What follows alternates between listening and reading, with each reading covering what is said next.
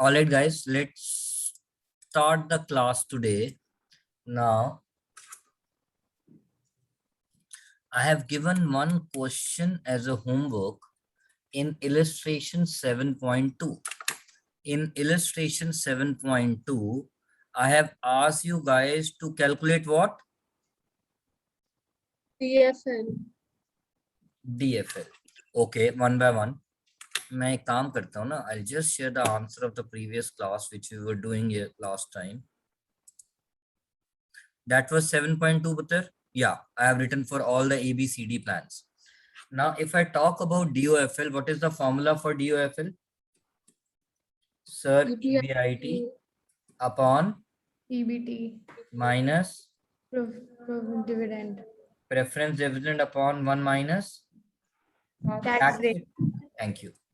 Now, when you look at this question, degree of financial leverage के लिए हमें चाहिए EBIT, which is 1,50,000 Yes, sir. upon EBIT is 1,50,000 upon EBT 1,50,000 minus preference dividend. No, so answer is when. Similarly, next one EBIT upon EBT. Yes, sir. Minus 0. मेरा answer कितना आ गया पुत्र? एक second, I'll just take the calculator. 1.15.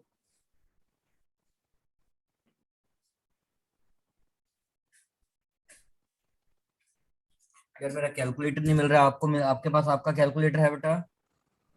Yes, sir. 1.15 हो गया. 1.15. Okay, I go with you, क्योंकि book में इसका आंसर नहीं होगा पुत्र, बुक में इसका आंसर नहीं होगा. Okay, next one 1,50,000 upon 1,20,000. 1.25 आ गया बेटा इसका. Yes, sir. एंड इसकी बात करते हैं जिसकी वजह से मैंने आपको ये फॉर्मूला दिया था. EBIT upon EBT minus preference dividend upon Yes. 1 minus tax rate, which is 30%. So can I write 30% as 0.3? Yes, sir. अब आप इसको सॉल्व कर लो बेटा. ये सॉल्व किया हुआ है संजय आपने? Yes, sir. But I'm not sure answer to. अच्छा, मेरे को अब कैलकुलेटर पे एक काम करो मेरा फटाफट से. पहले 16,000 अपॉन 0.7 करो जरा. 16,000 अपॉन 0.7 कितना आंसर आया बेटा? Sir, 22857.14. 227. 22857. बस बहुत है इतना. अब 1,50,000 अपॉन 1,27,143 से डिवाइड कर दो.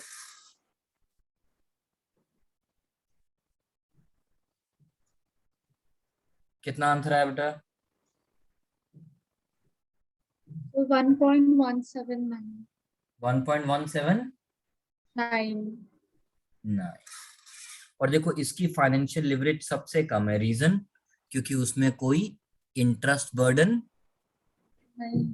नहीं है. उसके बाद इसकी फाइनेंशियल लिवरेज सबसे ज्यादा है क्योंकि सबसे ज्यादा इंटरेस्ट बर्डन इसमें. तो this is what I was trying to tell you, two things, कि जिसमें फाइनेंशियल रिस्क और इंटरेस्ट या प्रेफरेंस डिविडेंड का बर्डन ज्यादा होता है उसका आपका फाइनेंशियल लिवरेज ज्यादा होता है, और जिसमें इंटरेस्ट मिसिंग होता है उसमें फाइनेंशियल लिवरेज होगा ही नहीं. तभी तो आंसर 1 आ रहा है पुत्र. Is that clear? Yes, sir. Alright.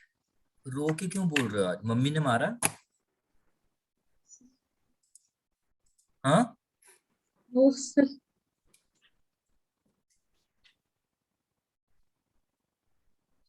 मैंने कौन सा क्वेश्चन बोला था? 7.4. 7.4 ना? Yes, sir. Okay, let's start with illustration 7.4. I will read.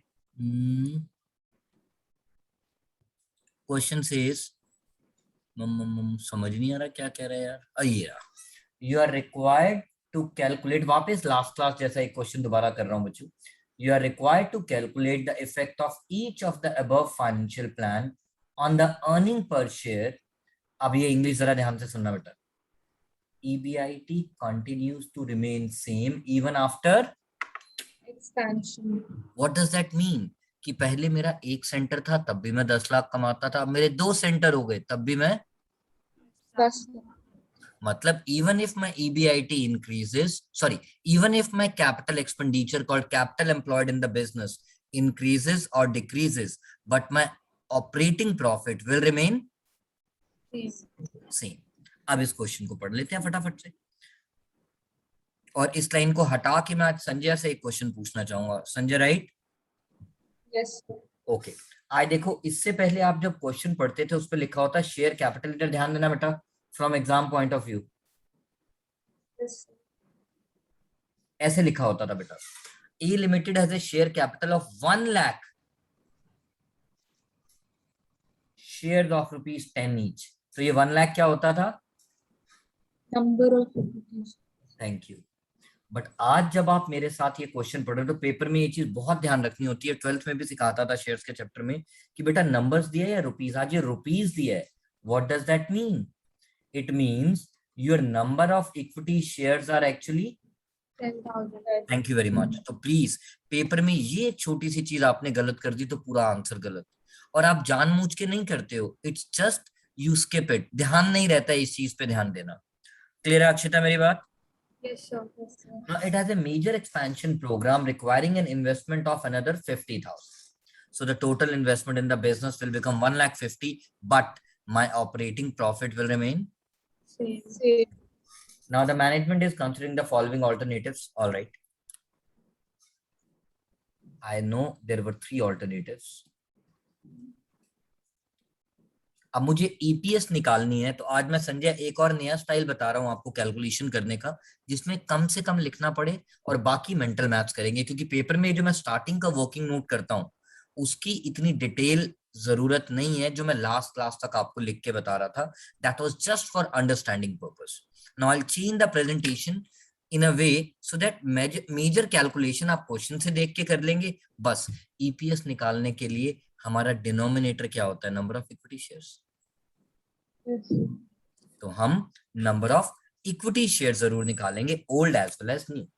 Now old तो मेरा बच्चा पार्टी ऑलरेडी हम कैलकुलेट, मैंने लिख दिया।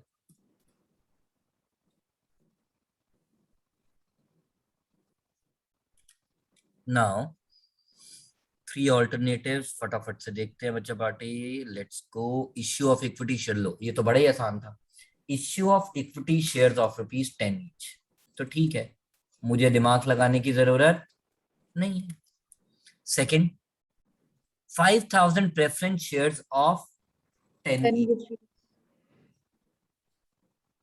इक्विटी तो नहीं है ना बेटा? हेलो, इक्विटी तो नहीं है ना? हाँ, नहीं खत्म।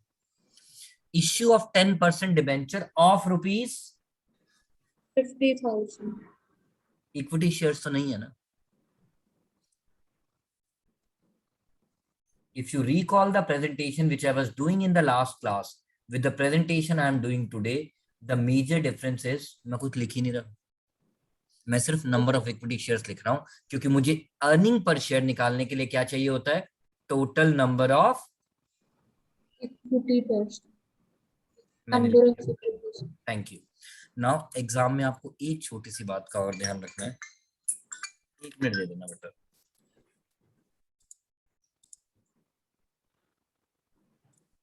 राइट गाइस, नाउ मैं एक जो इंपॉर्टेंट बात अक्षिता यहाँ बताना चाहता था पुत्र, 5,000 शेयर्स ऑफ 10 ईच कितना बन गया मेरा बेटा? 50,000। कितना बन गया? 50,000। कितना दिया हुआ है? 50,000।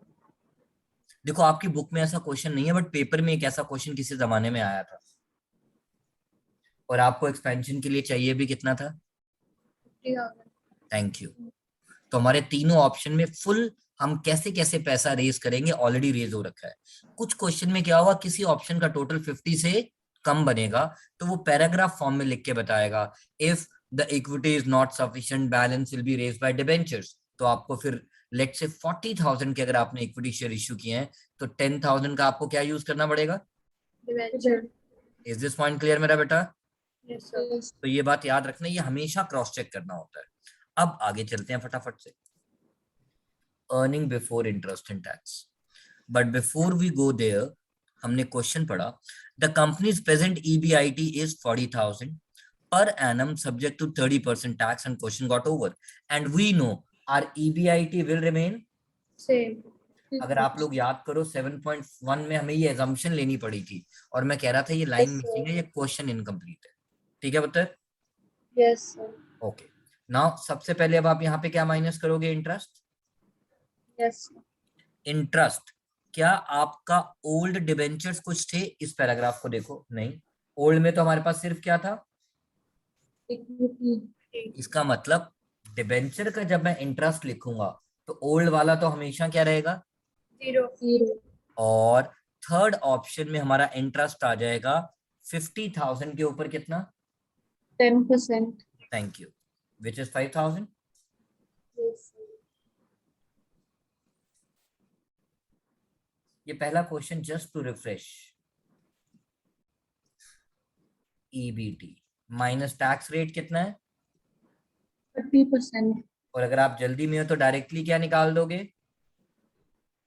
EAT earning after. और वो आपको पता है ना शॉर्टकट से 70% कैसे निकालते हैं बेटा? Yes sir. पक्का? Yes sir. 35 70 100 35 70 70 ओके। अब इसमें से मेरा बच्चा पार्टी क्या माइनस करेगा?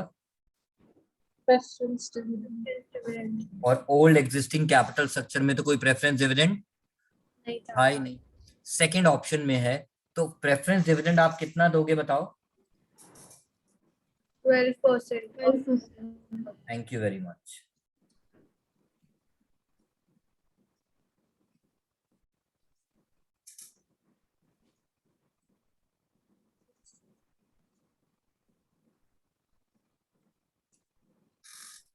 This becomes my ETISH, which is as per books language called earning after interest, tax and preference. dividend. Thank you very much. Now number of equity shares मेरा बच्चा party already calculate कर चुका है।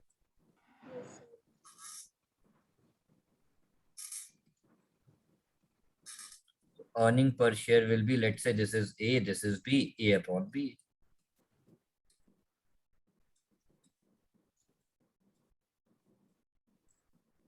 कितना आगे बच्चा party बता दो यार।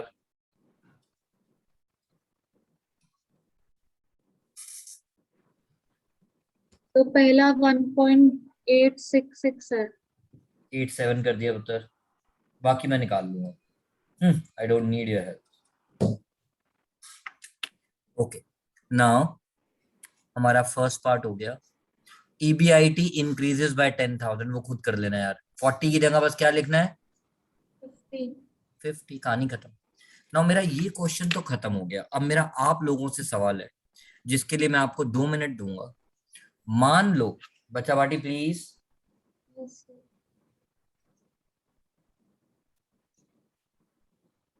नहीं नहीं sorry,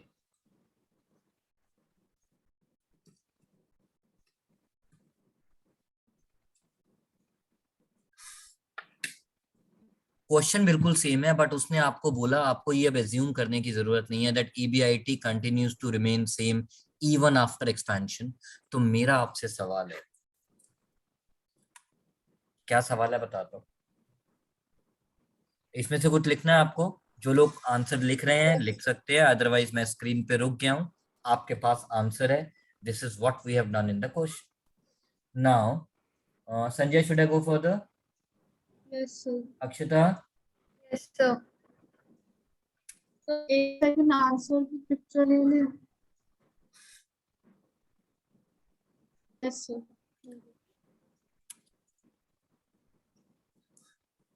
Does it make any difference if question says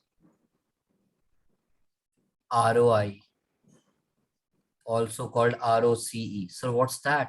बेटा भूल गए, फर्स्ट क्लास में फॉर्मूला लिखवाए थे, फर्स्ट या सेकंड क्लास में जब 6 चैप्टर पढ़ रहे थे हम. Return on investment, oblique return on capital,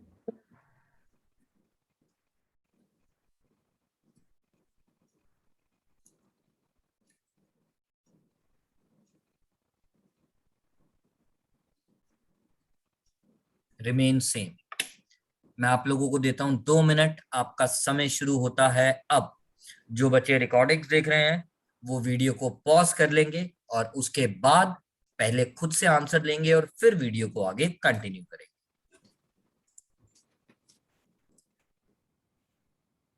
guys ये सेम चीजें आपने एमबीए में भी यूज करनी है, ये सेम सब्जेक्ट एमबीए में भी आएगा. Difficulty level keeps on increasing, ये उसका बिल्कुल बिगिनिंग पॉइंट होता है. तो अब मैं आपको समझाता हूँ. whenever you get stuck in a question, आप सबसे पहले अपने आप से बात करो, आपको समझ क्या आ रहा है? सर कुछ भी नहीं. सर आपको समझ क्या? सर कुछ भी नहीं. अरे क्या समझ आ रहा है? अरे कुछ तो समझ आ रहा है. सर कुछ भी नहीं. अरे आ रहा है. सर आप बताओ क्या समझ आ रहा है? मगर बेटा मुझे तो इतना समझ आ रहा है ROI का फॉर्मूला, क्योंकि वो ROI की बात कर रहा है. तो मैं कहा let's me right the formula for profit, sorry ROI. PIT account, capital, मेरा profit before interest and tax कितना दिया हुआ है क्वेश्चन में? 40,000, और मेरा कैपिटल एम्प्लॉयड कितना है? 1 lakh, it means ROI is 40%, my new capital employed is how much? 1 lakh, 1,15,000, जिस बच्चे ने बोला 1,50,000, मैंने कहा मोगेम्बो खुश हुआ, क्योंकि एक्सपेंशन में 50,000 और चाहिए, क्वेश्चन में लिखा है. अगर आप क्वेश्चन देखेंगे एक्सपेंशन में 50,000 और चाहिए. So your total capital employed in the business now becomes.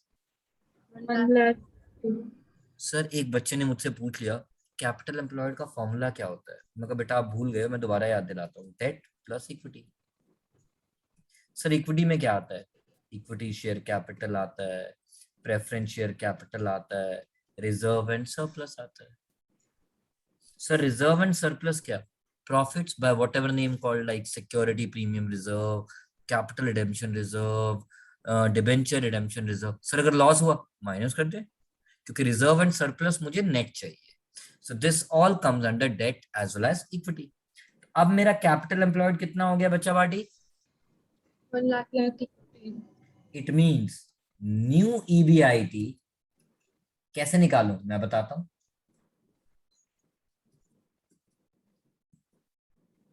Did you get my point? Because question says ROI remains same, तो ROI निकाल लेते ना यार. इट मींस अब जब आप इस क्वेश्चन को पेपर में सॉल्व करोगे तो बस जहां पे हम 40-40 लिख के सॉल्व किया था वहां पे आप 2 BBI, जो नया वाला EBIT आया विच इज रुपीज, 60,000, उसको लिख के आप सॉल्व करते रहोगे.